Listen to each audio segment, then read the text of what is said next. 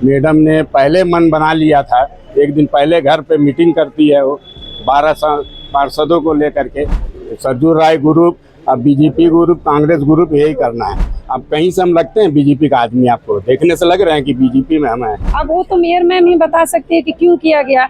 जो चीज अच्छा हो रहा था पब्लिक के साथ, वो चीज को अनदेखा किया गया। 34 वार्ड है, हर वार्ड में घूम के एक बार आप अपनी नजरों को दौड़ा कर देख लीजिए कि विकास का काम कहीं भी अगर नजर आ जाता है तो आप बताइए कि हम लोग गलत बोल रहे हैं।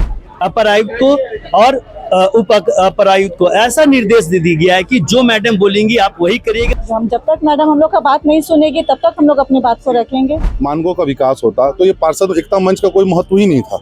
आज ये पार्षद एकता मंच नहीं बनता।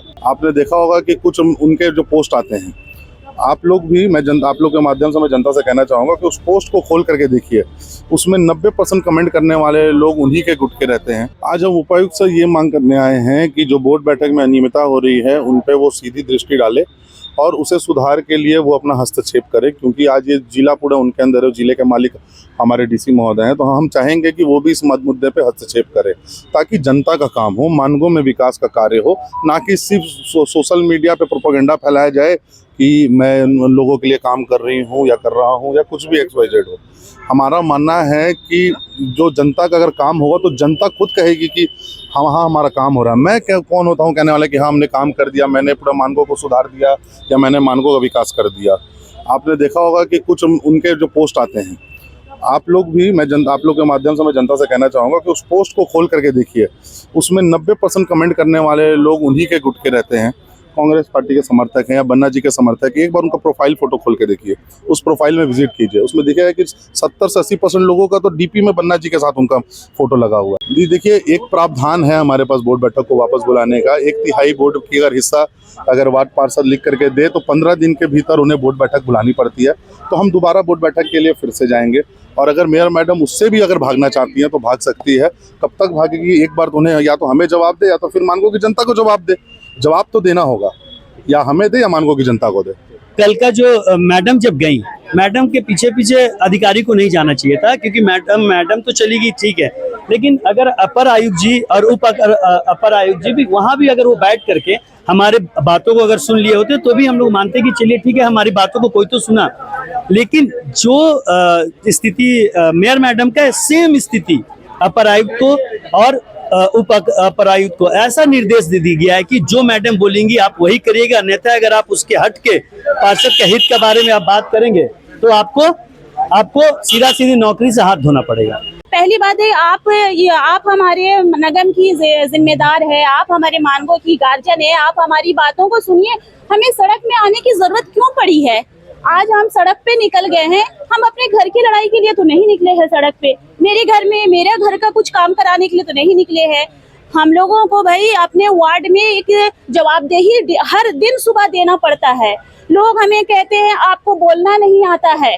6 महीना होने जा रहा नगर निगम को, शुरुआत की 2 महीना 3 महीना यही बात बोली गई थी कि अभी निगम नया बना है तो थोड़ा तो आप लोग को वेट करना पड़ेगा। चलिए अब 6 महीना हो गया। एक बच्चा भी जन्म लेता है तो 6 महीना में चलना बैठना सीख जाता है, तो कम से कम कुछ तो होना चाहिए ना। अभी कुछ भी नहीं हो रहा है।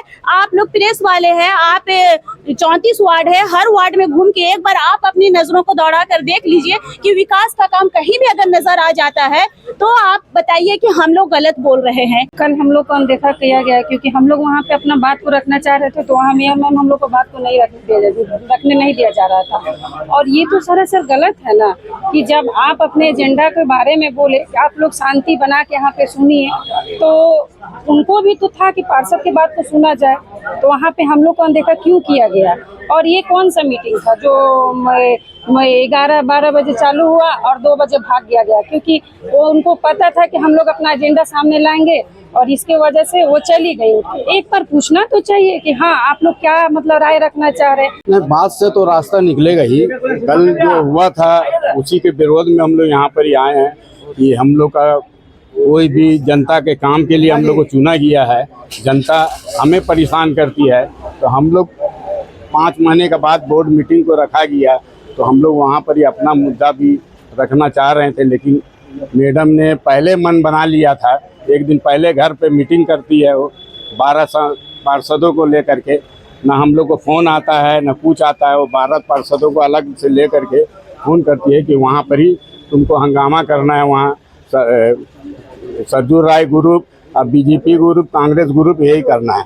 अब कहीं से हम लगते हैं बीजेपी का आदमी, आपको देखने से लग रहे हैं कि बीजेपी में हम हैं। किसी पार्षदों का कोई काम नहीं हो रहा है, सिर्फ ये खाना पूर्ति किया जा रहा है। 11 बजे आना है, 1 घंटा बैठना है, चले जाना है। ना किसी पार्षद का सुनना है, ना किसी का सुनना है, ना कोई काम करना है।